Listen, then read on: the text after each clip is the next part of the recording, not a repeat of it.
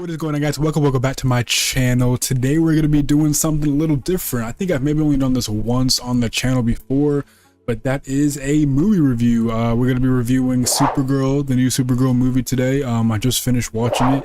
It is the first movie I've ever watched in London, even since I've been here before, but I've never watched a movie here anywhere, so it was a different type of experience. But we're going to do a little review of it, a full review.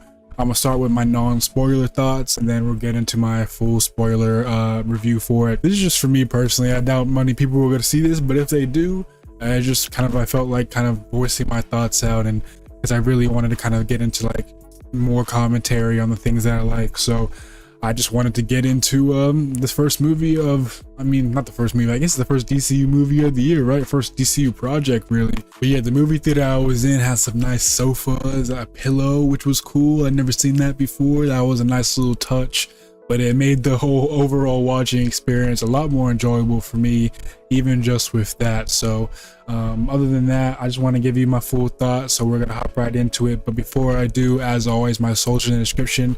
Make sure you like the video and don't forget to subscribe to the channel as well. All right, let's do it. So starting off with my non-spoiler thoughts, just, you know, going into this movie, I want to preface the fact that I never read Woman of Tomorrow, so I'm basically just coming at this purely from what I thought about this movie in general, from a general audience, general standpoint, and just for someone experiencing the story for the first time.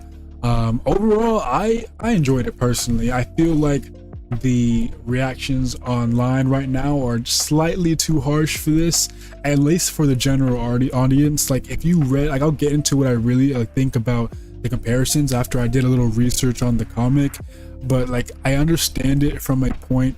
If you're a real big fan of the Woman Tomorrow comics, there are some big deviations that I can understand people disliking a lot, so I'll get into that later in the spoiler part, but that's just like my preface for that. But as a general audience, I thought it was a solid movie for sure. I wouldn't call it a home run, to be honest. It was, I'll tell you, like, I'll go ahead and tell you my rating right now. I would give it like a good 7 out of 10 as a general audience viewer. I thought it was a super enjoyable movie, you know, and we'll get into the points of that, but there are definitely some questionable choices, even if you don't know about the source material, that kind of bring the movie down for me. It has some strong highs, but I would also say there are some decent low points as well, and so we're going to get into that, starting off non-spoiler, obviously. So let's just start off with the big name, Millie Alcock as Supergirl. I thought she was fantastic, by far the best part of the movie. She was charismatic, funny, witty. She was like you know, one of my first experiences with Supergirl was the with Melissa Benoist on the CW, her Supergirl, which I came very quickly to realize was just a gender bent version of Clark Kent. Like, after reading the source material, after watching that show, a little bit of her source material anyway, that's nothing like how Kara is supposed to be, and so this is obviously a much more accurate representation of who that character is. And she locks in, man. She has that banter, but she has that underlying like sadness about her that she kind of masks with I would say some like abrasive natures, which is not a terrible thing, but you know, that's just kind of how her character is supposed to be. She brings a different energy, I would say. Like, it was very interesting watching someone in this world with their powers and then contrasting that to David Cornsweet, which I really was appreciated that he was in this movie. It kind of brings a different feeling, but belonging in the same universe. So you know, this car has a more edge than I've ever seen, obviously a lot more edge than Clark does, as they make that comparison very well in this movie, almost to a fault. They really wanted to drive home the fact that she is not Clark, and they do some choice things to make that point. And some people would like that, especially like I said earlier, if you were a comic fan, you might like that. If you're just general fan, I mean, if you're a comic fan, you probably won't like that, really. And if you're not, then you might think it was enjoyable. I wasn't that comic reader, like I said, and so the moment I'm kind of speaking of referencing, I thought it was a welcome change to kind of how these superhero movies tend to end. The most important part of this is, by the end of the movie, I was definitely fully bought into this Supergirl and getting super excited to see where she goes next with the character. So, all right, the visuals. I know this one's like a little divisive, but for the most part, I liked the visuals of the movie. And like I would say for the biggest duration of the movie, I liked what they saw. I liked the space scenes. I thought the space scenes were some of the best visuals of the movie. I thought that looked cool. There was a scene where she, like, there's no spoilers here really, like where she flew up into the sky and she was doing, like, she screamed, and I really liked how that looked. I thought that for the most part looked great. Like the visually looks good. I think they could have chosen some better settings. I would say that most of these scenes that are visually cool also are pretty bland at the same time, simply because of the setting they're in. Like they're in a desert for the most part, and they could have done more space scenes and more, or at least chosen a planet with more color or vibrancy to make those scenes stand out more. But for what it was, I thought the visuals were pretty solid. Then Lobo, I've seen most people praise his Jason Momoa's performance here, and I've also seen, like, there's a small select of people who feel like he was shoehorned in. The reason that he was here wasn't, I don't think, was specifically shoehorned in. I see where you can make a case for that, but I don't think that's too much of a big deal. But I thought Jason Momoa was really good. I thought he was funny. He had that charming but like hilarious badassery about him that he just didn't care. And he was just kind of aloof the whole time, because nobody can do anything to him really. He has some good moments with the Ruthie character in this movie, so I appreciated that. And I hope he comes back again. I don't think he's in Man of Tomorrow or anything. I don't really see what his purpose would be there, but I want to see him back in another live action project, whatever that may be, very soon, to be honest. It's funny because I would honestly say that before he showed up, I was having a hard time getting into this movie, but after he showed up, from that point, I was actually getting really engaged in the story and the movie itself.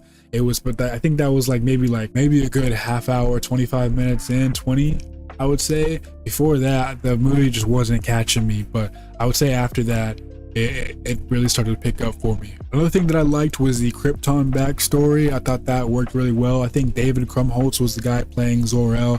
I think he did a great job with the emotional moments in this movie.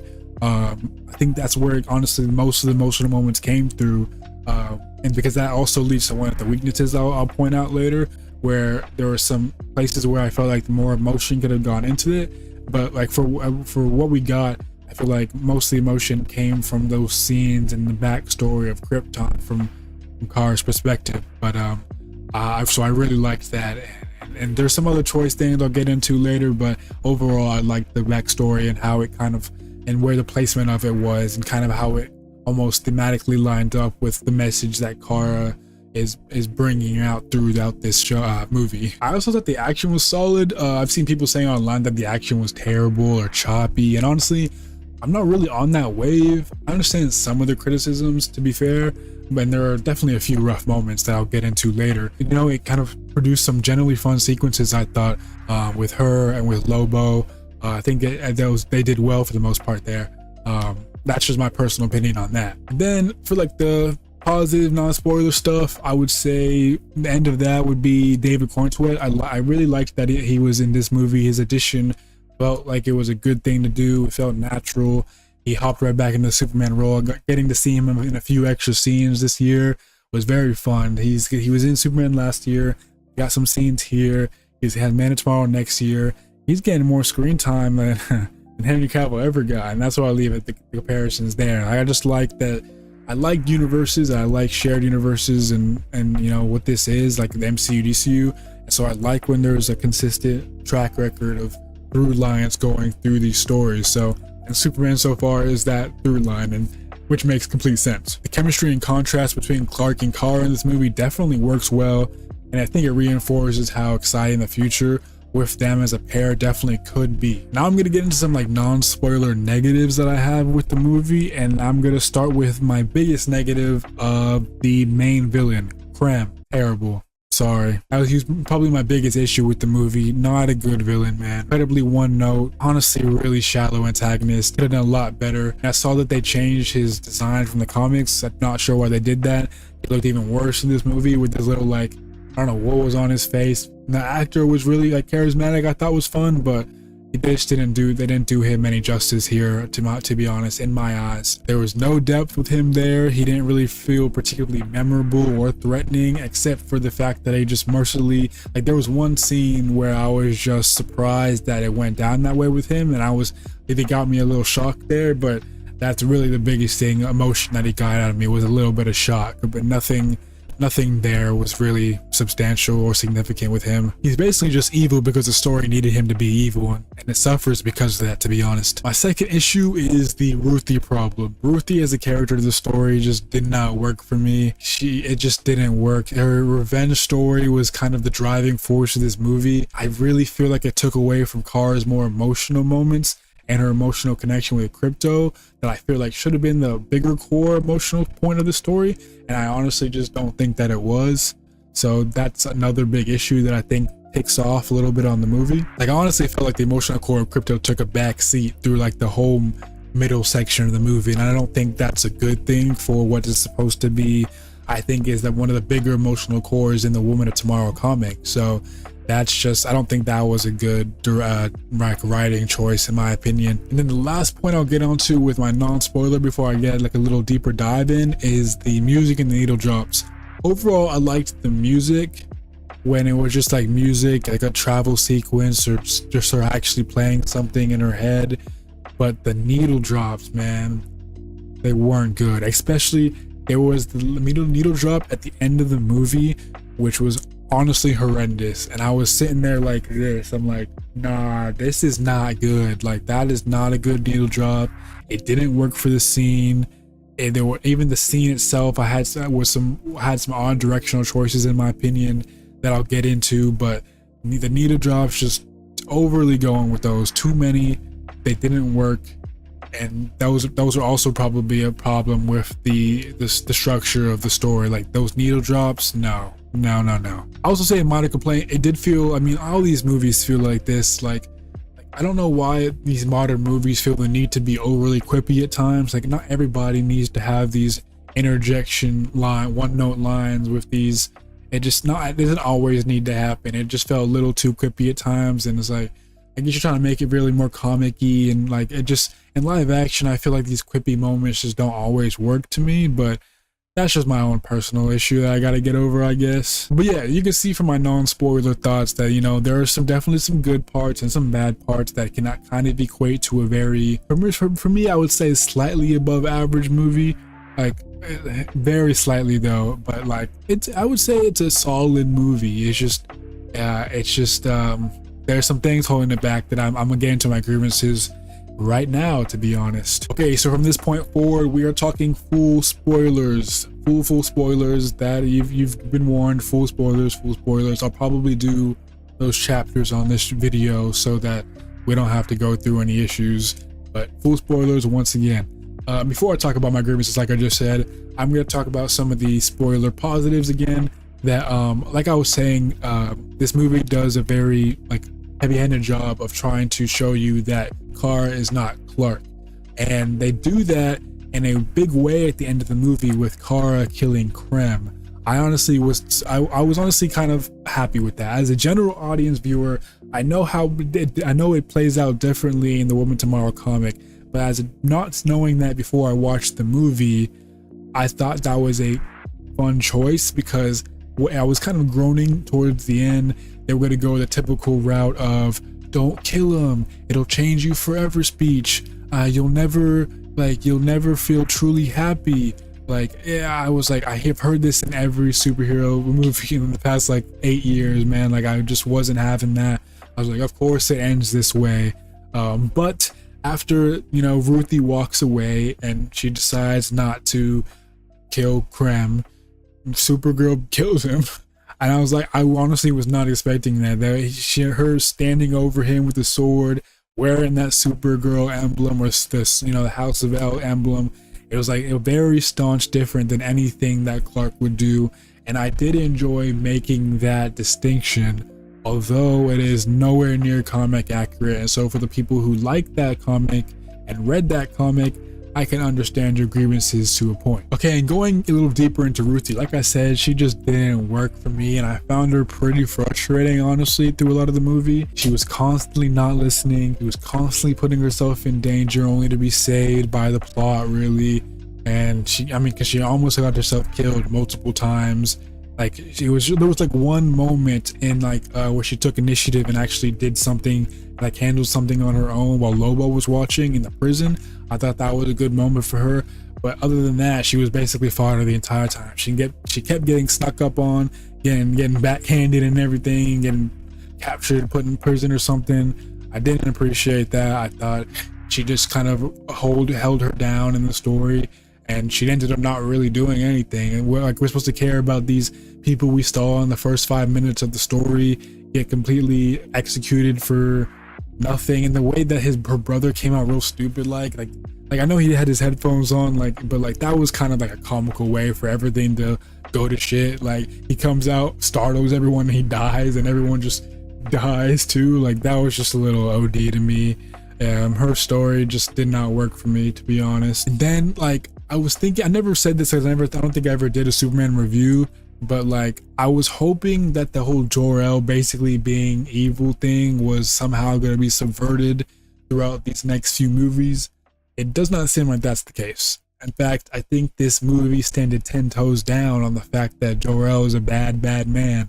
And I'm just not a fan of that. I like it more when Clark is more embraceful of his Kryptonian identity, and that Krypton is more seen as the people who saved him to get a better life and to help a planet that they couldn't do for themselves. I like that better than what Jor-El is in this universe, he basically sent Clark to conquer Earth, and I'm just not a fan of that. I didn't like it when they did it in Smallville. I didn't like the version of Jor-El really that much in Smallville.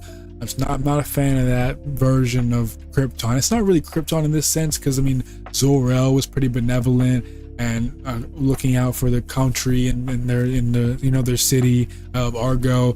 But it's really just Jor-El. But I just didn't want it to be Jor-El either. And I'm honestly, that's just a plot line I'm gonna have to live with, because it seems to be a pretty significant through line throughout this whole thing. And so that just is what it is to me, but I'm just not a big fan of it. And then with the visuals, I wanted to circle back to that. I also think the movie visually peaks before the third act. So I was talking about the visuals for the most part. In the third act, it's bad. It's there are some close-up car shots where she's flying in the desert that just don't look good at all. It was very clearly bad. It just did not work at all. I think it was very clearly green screen or blue screen or whatever it was, and I don't understand if you have that much time on VFX that you can make it look I'm pretty sure they had over a year on VFX for this. You had to make it look better than that. It did not look good. It really didn't. I also think that finale sequence could have been more interesting if it wasn't in that desert planet. A whole half of the movie took place in this desolate, barren land. I'm if you made I think if you made the final act in space or just on a planet with more vibrancy, that final sequence could have been really, really astonishing. But it was just really a bad CGI and bad VFX in a desert land. It just kind of felt really bland. I really wish they had better executed third act than what we got here, and that includes that needle drop at the end. Now I can say it, I forgot the name of that song. I've heard it before, but it did not fit the tone of that scene at all. I don't know why they used it. It just felt very out of place. And then there was just in that same scene, there was just that slow-mo of it just wasn't good to me. There's too much slow-mo, and you have to just bear with the song while the slow-mo is going. And it also tracks with Ruthie a little bit while she's just standing there watching. Meanwhile, she looks kind of photoshopped in there because the visuals don't look good. So it's just overall a bad scene to me. The needle drop was ass. The music was trash. At least the music that they chose to use in relation to that scene just wasn't good. The visuals look bad in that scene. that's where the movie lost me a little bit. Like truly up until that third act, I was rocking with it, but the climax just felt so short for me. Like it felt so flat that it's probably half the reason that I couldn't give it any higher than a 7. And I think I'm being slightly generous with that, to be honest. But I would probably, if I was being harsher, I'd be in the more 6s range. But like I'm gonna give it a solid 7. But yeah, like I said, that's generous. But it's not too generous, but it brought down the movie a lot. So yeah, those are my thoughts on this new Supergirl movie. Overall, like I said, it was a solid 7 out of 10. It was definitely an enjoyable movie, especially if you didn't read the comic, to be fair. But if you had, it could definitely be a lot lower than that. But since I didn't, it was an enjoyable action comic movie for the most part. It just, because of the things that I said, I would have like I said, it was solid, but I'd be hard pressed to find or even have the ability to use a more positive adjective than that. I think solid is just where we're at. Solid, serviceable, enjoyable superhero action movie. Nothing more than that, to be honest.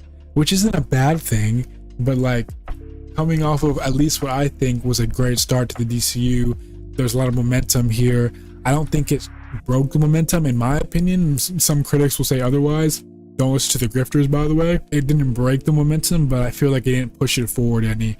But we're gonna see in the next installments what we can do for that. I think Clayface is up next. It's a whole different medium than this is, but I think it could definitely do wonders, especially during the time it's dropping. I think that could do wonders for the studio if it all goes well. But that's not really the point of this review, but I think there's some correlation there. But like I said, there's some generally just really great moments here. Millie was great. Lobo was very fun. I think he was fantastic, man. I honestly wish we had more of him. The action is enjoyable for the most part. The visuals are cool for the most part. And I think it introduces Supergirl very well as an important part of the DCU going into Man of Tomorrow. On the other hand, though, there were some definite majorly questionable creative decisions made here. The needle drops, some of the editing, the visuals at the end, a lot of things didn't work, and I can see how a lot of people might make those bigger issues, and then that'll really drop their opinion of this movie. But since they weren't the biggest issues to me, they didn't harsh my vibe that much. But I can see it doing it to a lot of other people. And I've already mentioned that if you've read Women Tomorrow, you can definitely be a lot more critical than this movie. And on reading the research I've done so far, I can't fault you on that. They made some very staunch different decisions in the comic than they did in this movie, and I can definitely see a lot of people disliking them for that. And I really, I think it's justified, to be honest. Like I said, I don't really have any stock in that, but I can see the point there, definitely. But yeah, serviceable introduction to Millie Alcock's Supergirl, and now she seems ready to call Earth home. And so I like that we might see more of her and Superman as a pair, which will be very fun, especially going into Man of Tomorrow. I think they'll be a really good duo. And I think she'll be pretty integral to that story, because I mean, 2 Kryptonians are going to be the strongest people. She can't just sit out. She has to be pretty important, right? So I think it does well introducing her, a bit more backstory on Krypton, which I feel is going to be a bigger through line throughout this universe, and kind of establishing her as a character more. And I think that is the biggest positives you can take away from this movie. But yeah, that's all I have for my review of Supergirl 2026 from the DCU. Let me know what you guys thought about this movie in the comments down below. Did you like it? Do you think it was okay? Did you hate it? Have you read the Women of Tomorrow comics? Let me know any of your thoughts, any and all of them. I'd love to read them all and kind of chat with you guys about this movie, and kind of go back and forth, a little discussion if you want to. But yeah, I appreciate you guys rocking with me if you stayed throughout this whole review. But that is going to do it for me today. So as always, my socials in the description, and make sure you like the video and subscribe to the channel as well. And I'll see you guys in the next one. Peace out.